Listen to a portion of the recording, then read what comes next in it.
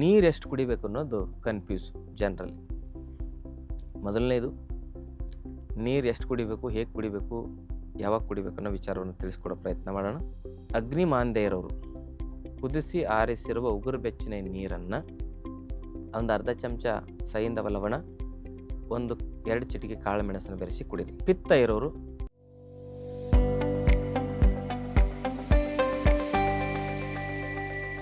ಶ್ರೀ ಗುರು ಬಸವಲಿಂಗಾಯ ನಮಃ. ಓಂ ನಮಃ ಶಿವಾಯ. ಸರ್ವರ್ಗ ಶರಣಾರ್ಥಿ. ಆತ್ಮೀಯರೇ, ನೀರು ಎಷ್ಟು ಕುಡಿಬೇಕು ಅನ್ನೋದು ಕನ್ಫ್ಯೂಸ್ ಜನರಲ್ಲಿ. ಮೊದಲನೇದು, ನೀರು ಎಷ್ಟು ಕುಡಿಬೇಕು, ಹೇಗೆ ಕುಡಿಬೇಕು, ಯಾವಾಗ ಕುಡಿಬೇಕು ಅನ್ನೋ ವಿಚಾರವನ್ನು ತಿಳಿಸ್ಕೊಡೋ ಪ್ರಯತ್ನ ಮಾಡೋಣ. ಮುಖ್ಯವಾಗಿ ಬೆಳಗ್ಗೆ ಎದ್ದ ತಕ್ಷಣ ನೀರು ಕುಡೀರಿ.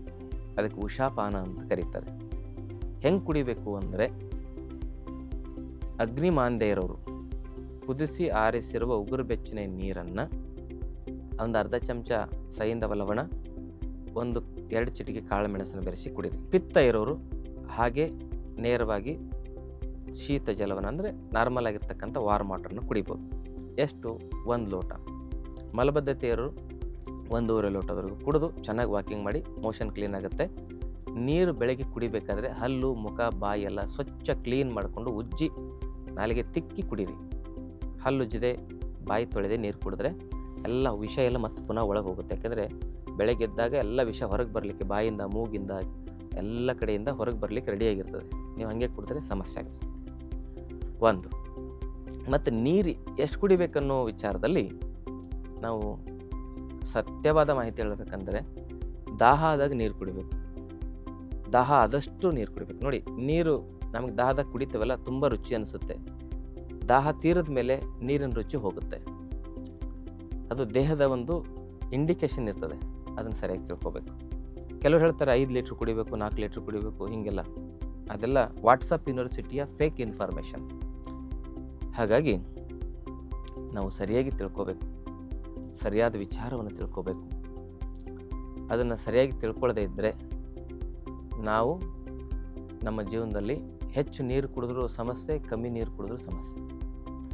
ಕಮ್ಮಿ ನೀರು ಕುಡಿದಾಗ ಪಿತ್ತದ ಒಂದು ವಿಕಾರಗಳು, ಹೆಚ್ಚು ನೀರು ಕುಡಿದಾಗ ವಾತ ಮತ್ತು ಕಫ ವಿಕಾರಗಳು. ಅದಕ್ಕಾಗಿ ಸಮ ಇರಬೇಕು. ಹೆಚ್ಚು ನೀರು ಕುಡಿದ್ರೂ ರೋಗ, ಕಮ್ಮಿ ನೀರು ಕುಡಿದ್ರೂ ರೋಗ. ಹೆಚ್ಚು ಆಹಾರ ತಿಂದರೂ ರೋಗ, ಕಮ್ಮಿ ಆಹಾರ ತಿಂದರೂ ರೋಗ. ಹೆಚ್ಚು ನಿದ್ರೆ ಮಾಡಿದರೂ ರೋಗ, ಕಡಿಮೆ ನಿದ್ರೆ ಮಾಡಿದರೂ ರೋಗ. ಹೀಗೆ ಸಮ ಇರಬೇಕೆಲ್ಲವೂ. ಅದಕ್ಕಾಗಿ ದಾಹ ಆದಾಗ ನೀರು ಕುಡೀರಿ. ಬೆಳಗ್ಗೆ ಎದ್ದ ತಕ್ಷಣ ನೀರು ಕುಡೀರಿ. ಆಹಾರದ ನಂತರ 1 ತಾಸಿನ ನಂತರ ನೀರು ಕುಡೀರಿ. ಆಹಾರದ ನಂತರ ತಕ್ಷಣ ನೀರು ಕುಡಿದ್ರೆ ಭೋಜನಾಂತೆ ವಿಷಂ ವಾರಿಹಿ. ಆಹಾರದ ನಂತರ ನೀರು ಕುಡಿದು ವಿಷ ಕುಡ್ದಂಗೆ. ಅದಕ್ಕೆ ಆಹಾರದ ನಂತರ ಬಾಯಾರಿಕೆ ಆಗುತ್ತೆ, ದಾಹ ಆಗುತ್ತಂದರೆ ಆಹಾರ ಸೇವನೆ ಮಾಡಿದ ತಟ್ಟೆಯಲ್ಲಿ ಒಂದು 50 ml 100 ml ಹಾಕಿ ಚೆನ್ನಾಗಿ ತಟ್ಟೆ ತೊಳೆದು ಆ ನೀರು ಕುಡೀರಿ. ಅದು ಆಹಾರವಾಗಿ ಕೆಲಸ ಮಾಡುತ್ತೆ. ಯಾಕಂದರೆ ನೀರಿನಲ್ಲಿ ಏನು ಬೆರೆತರೂ ಆ ಗುಣವನ್ನು ಅದು ನೀರು ಧಾರಣೆ ಮಾಡುತ್ತೆ. ಪ್ಲೇನ್ ನೀರು ಅಗ್ನಿ ಮಂದವನ್ನು ಮಾಡುತ್ತದೆ. ಯಾಕಂದರೆ ನೀರು ಕುಡಿದಾಗ ಜಠರಾಗ್ನಿ ಮಂದಾಗುತ್ತೆ. ಅದೇ ನೀವು ಆಹಾರದ ಕಣ ಬೆರೆತಿರ್ತಕ್ಕಂಥ ಚೆನ್ನಾಗಿ ತಟ್ಟೆ ತೊಳೆದ್ರೆ ಆಹಾರಕ್ಕೂ ಗೌರವ ಕೊಟ್ಟಂಗಾಗುತ್ತೆ.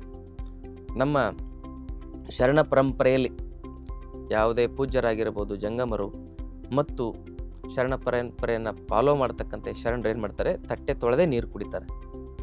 ಆಹಾರನೂ ವ್ಯರ್ಥ ಆಗೋದಿಲ್ಲ, ಆರೋಗ್ಯನೂ ಚೆನ್ನಾಗಿರ್ತದೆ. ಹಂಗೆ ತೊಳೆದು ಕುಡಿದ್ರೆ ಎಂಜಲ್ ಅಂತಾರೆ ಕೆಲವು ಜನ. ನಾವು ಪ್ರಸಾದ ಮಾಡಿರೋ ತಟ್ಟೆ ಎಂಜಲ್ ಹೆಂಗಾಗುತ್ತೆ? ಅಲ್ಲ. ಹಾಗೆ ಬೇರೆಯವ್ರದ್ದು ಮೋಸ ಮಾಡಿ ತಿಂದರೆ ಅದು ಎಂಜಲ್ ಆಹಾರ. ಅದು ಅವ್ರ ಎಂಜಲ್ ತಿಂದಂಗೆ. ಬೇರೆಯವ್ರ ಕಣ್ಣೀರು ಸುರಿಸಿ ತಿಂದರೆ ಅದು ಎಂಜಲ್ ಆಗುತ್ತೆ. ನಾವು ಪ್ರಸಾದ ಮಾಡಿರೋ ತಟ್ಟೆಯಲ್ಲಿ ನಾವು ತಿಂದಿರೋ ಆಹಾರ ಹೆಂಗೆ ಎಂಜಲ್ ಆಗುತ್ತೆ? ಅದಕ್ಕೆ ಪ್ರಸಾದ ಮಾಡೋ ಟೈಮಲ್ಲಿ ನಮಗೆ ಒಂದು ಪ್ರಶ್ನೆ ನಾವು ಕೇಳ್ಕೋಬೇಕು, ಇದು ನನ್ನ ಶ್ರಮದ ಪ್ರತಿಫಲವೋ ಅಥವಾ ಬೇರೆಯವ್ರ ಕಣ್ಣೀರು ಅಂತೇಳಿ. ಇರಲಿ, ನೀರಿನ ವಿಚಾರ ಮತ್ತಲ್ಲಿ ಹೋಯಿತು. ಮತ್ತೆ ಈ ಕಡೆ ಬರೋಣ.